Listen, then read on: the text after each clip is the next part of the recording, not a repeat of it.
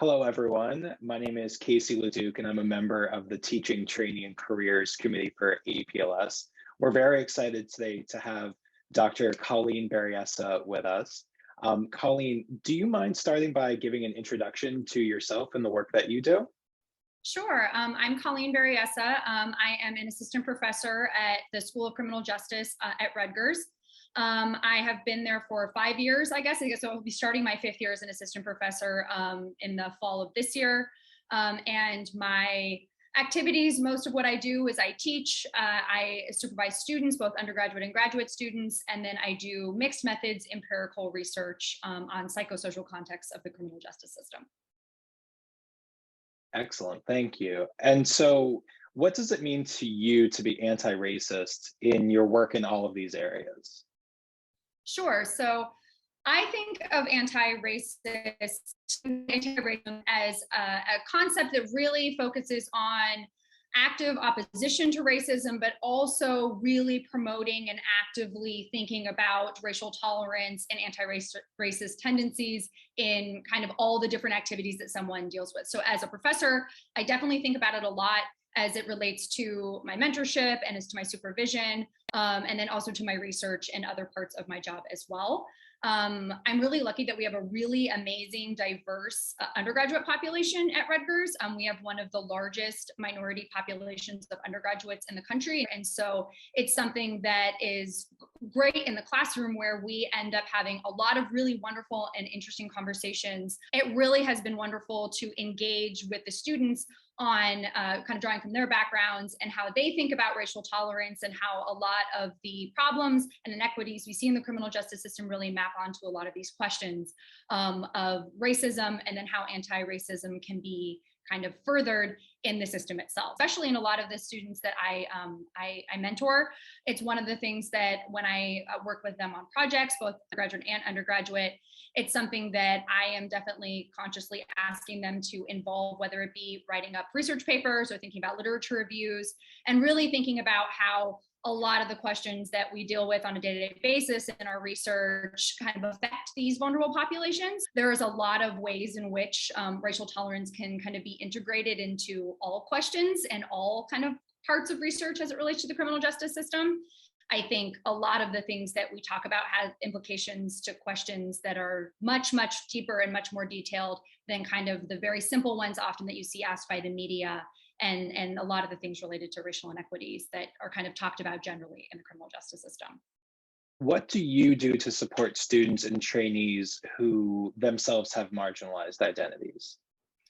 So one of the things that I find really important in my own work, and then I also try to teach my students, is really this background of reflexive practice, especially a lot of my qualitative work, trying to think about how questions are asked or how you are interacting with research subjects, how when you're creating vignettes or stimuli or other things like that, how they potentially could be affected by your own bias, how certain wording is used, how things could be misunderstood or could be culturally construed in particular ways. And so for my students, especially in interviewing, that's, I think, probably the biggest thing, since a lot of the time, some of our more recent work, we've been talking to defendants who have been recently released. We have been talking to people who are actively engaged and work in the criminal justice system, like judges and attorneys, really making sure that the questions that we ask are the kinds of questions that we actually are trying to ask, where it's not going to be biased by our own backgrounds, but also is able to kind of, I would say, get at some of the things that you hope to get from interview questions, where you are trying to ask questions about vulnerable populations. You're trying to ask questions about their views on race and on how that is something that may be important to that, either their time in the criminal justice system or their work in the criminal justice system, and trying to do it in a way where you're asking and where you're respectful, but also trying to get them to speak about these things in kind of open ways. And so I try to teach my students kind of how to balance a lot of these questions. There's a lot of really great qualitative literature out there that talks about how to think about your own social position and your own reflexivity and how you think about things. There's a lot of checklists that also have been written up, which I think are great resources, where you can have a student or yourself as a person can go back as a researcher, can look and see how questions align with these kind of social framing / reflexive practices and how questions could be better written or conversations could be better had with research subjects that actually give you the ability to ask in a more objective, open way. And so I think with a lot of my graduate students, that's something that I've tried to definitely get them to look into, and especially the ones that are doing qualitative work have seemed to really enjoy engaging kind of with this internal process as they learn how to do their own research studies and interview their research subjects for the first time. Speaking of being reflexive, do you mind sharing how your own identities have impacted your approach to anti-racist practice? Sure.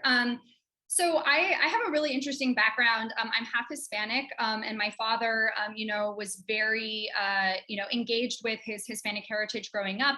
That was something that was a really important part of my background. My mother, who is Caucasian, that obviously is a big part of my background as well. And I definitely facially and otherwise took after her, where I have found that even though the Hispanic part of me and my background has been a part of my identity that I've wanted to engage with, because of how I look and how looking in my kind of half white, half Hispanic, definitely looking like more of the white half, it has led me to kind of have a really special appreciation for how people are treated by how they look and how people, make misassumptions and have misapprehension about who that person is and what their background is, and will often think about what that might look like and make assumptions about that person before finding out who they are and kind of their identity.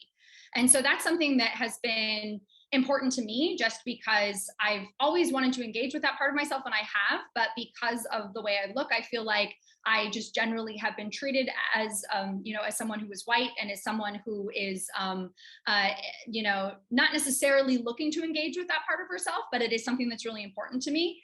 And so when I think about my work and I think about interacting with my graduate students and when thinking about interacting with research subjects and just my research generally, it definitely gives me an appreciation about that social location in a way that I don't think I would have had if I had not had the experience of growing up and having this being a part of me, but definitely being treated like it wasn't. So it's been a really interesting thing, and I would say very formative. And it's always something that I try to get my students to engage with, because if you think it's an important part of yourself and you kind of treat it as a part of your identity, it's necessary for you to talk about it. And people sometimes won't know to ask you about these things, and so you need to speak up and talk about it and why it's important to you, and that can make all the difference in making something an important part of who you are, and in this case, like a very important part of your research and how you kind of navigate your way through the world. Great. Thank you so much. Of course. What are your hopes for the next generation of forensic psychologists? What do you want their training and work experiences to look like? I would say that I've been really encouraged to see, especially, with organizations like APLS making such a huge effort to integrate diversity and racial equality into research and clinical practice and training and grant funding and things like that, and in mentorship. I think all of those things are super important. And I would hope that, the next generation of psychologists would take advantage of these things and participate in them. There are a lot of great opportunities, not just through APLS, but through a lot of organizations. And then also just generally within your training, being able to take classes, being able to, engage with experiences that really focus on anti-racist tendencies, really focusing on what diversity means and how that can be integrated into our work. I think we have a long way to go. I think it's something that is definitely, it's necessary in most, I would say, both professional societies and universities to kind of increase representation of experiences and classes and other things in those areas. And so I would hope that forensic psychologists and then also advisors of those future forensic psychologists would really, really, support their students into kind of looking and seeking these things out, having a really well-rounded education, having a really well-rounded training. And that means that, the next generation, when they get to be in a position of working with societies and doing research, these things will be all the more important for them and in their work. And that just sets the stage for the next generation after that.